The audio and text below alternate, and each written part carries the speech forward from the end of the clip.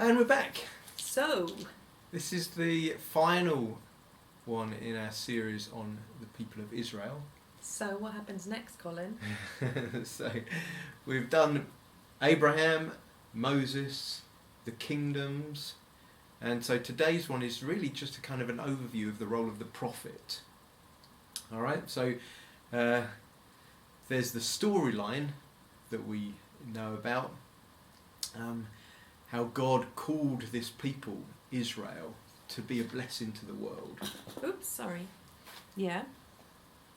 He called this people, Israel, to be a blessing to the world through Abraham. Yeah.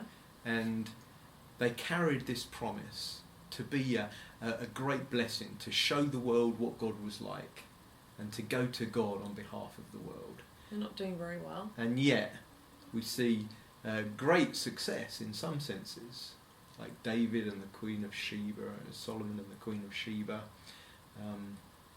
David and his righteous rule. But we also see the humanity, the violence, the oppression.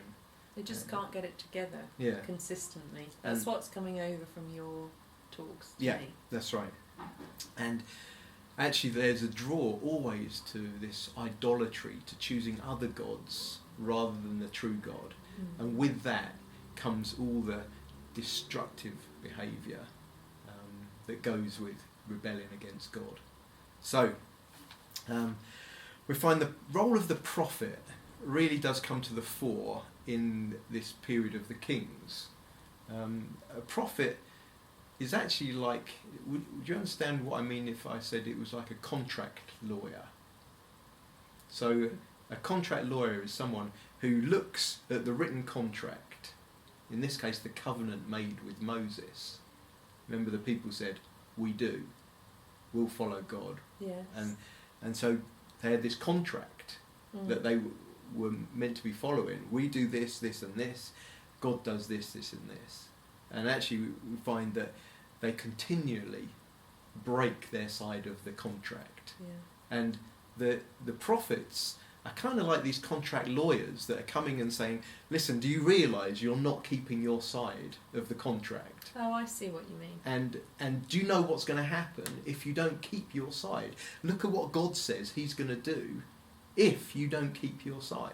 Okay, I've never heard it explained like that. Okay, well, it's a good way of understanding, I think, because when they say, look, you're oppressing the poor, there's a big theme amongst the prophets, the oppression of the poor in Israel. And he's saying, look, don't you realise you're not representing what God's like to the rest of the world like this? Actually, you're serving yourselves, you're oppressing people. And God hates this. He hates this oppression. So, God has told you what's going to happen here in the covenant, what's going to happen if you carry on in this way. Or if you choose other gods, then this is what's going to happen. And ultimately, it says that other nations will come and oppress you. Ultimately, you'll be taken away from the land. It's hard work being a prophet. Yeah, pretty bad. Yeah. Because nobody wanted to hear their message. They liked gaining from their oppression. They loved it that they had more money. They could do whatever they wanted. They loved it that they could choose gods from the different nations. Oh, this god's good for fertility. This god's good for the land. Yeah, let's just sacrifice to these ones as well as to Yahweh, just to keep them all happy. Felt like they'd do better like that. And the prophets come and say, don't you realise what's going to happen? And the big thing was, God will take you out of your land, the land that he promised you, the land that he gave you as a covenant. He will remove you. And so that's what happens. So we see prophets like Isaiah, most of them. Jeremiah, called the weeping prophet. Do you remember as he cried out to his people, turn back to God? Ultimately he says, listen, Babylon's going to come and take over Judah, and you're to give yourselves, don't fight them. And they said, get away, we're going to fight for our land, God's given us this land. He says, don't fight, just go, surrender. And of course they didn't listen.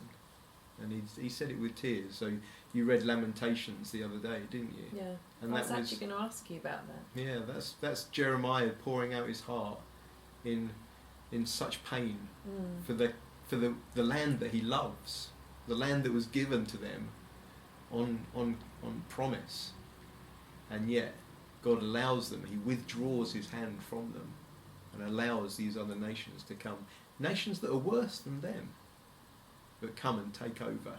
And this theme of exile, of going out from the presence of God, the temple is destroyed. There's like this sense of, where is God in this? So the prophets have a huge role to play. I just wanted to highlight a few of these, the things that the prophets said. Jeremiah, in his prophetic words around the destruction of the temple, the exile to Babylon, he says there's going to be 70 years of exile.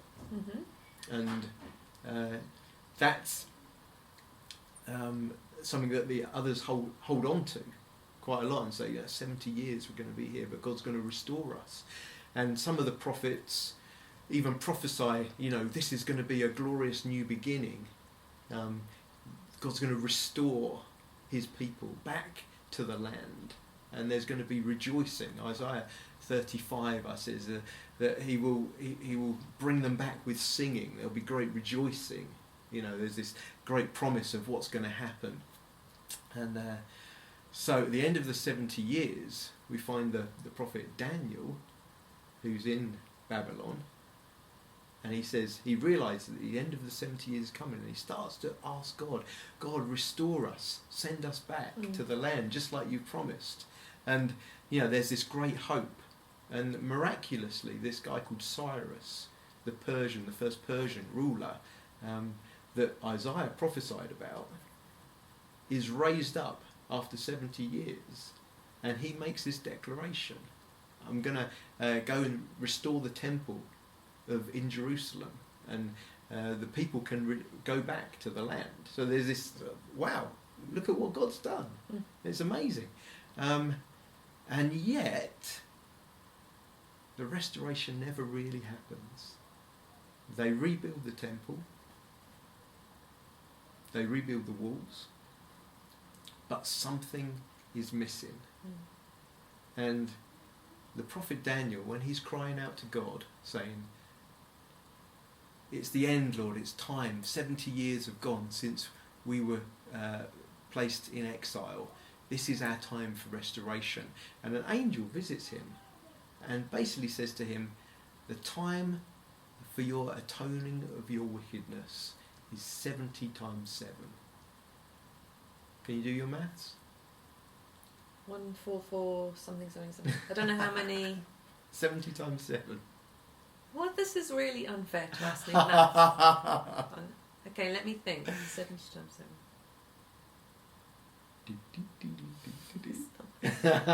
7 sevens are 49. Yeah, you're well done.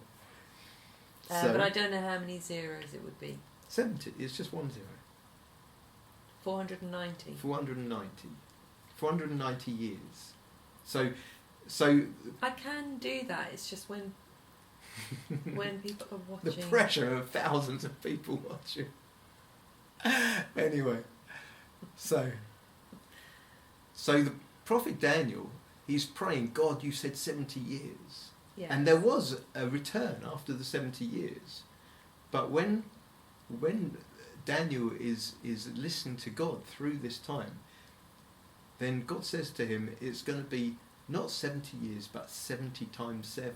It's going to be 490 years until wickedness is truly done away with. Isn't that really cruel of God, though? Do you think so? Well,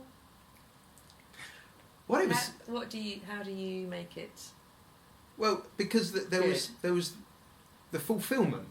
After 70 years, Cyrus was raised up, the temple was rebuilt, the people were allowed to go back. There was great favour on the people, and they went back and they rebuilt. But they were still always under oppression. They struggled with life. They were never if you like, the joy to the world, the light to the nations that they felt they should be, that they were promised that they would be. And so there was always this question, you know, we're struggling, we're still in exile. Although we're back in the land, we're still in exile. And it's Daniel that has given us the key here to say they weren't just physically in exile, they were back in their land, but spiritually they were still under exile. They were still under the oppression of other rulers. They were still far from God. The presence of God wasn't with them in the same way. But he says 490 years until God returns. And that's the promise that people were holding on to. You can imagine what it was like come the time of Jesus.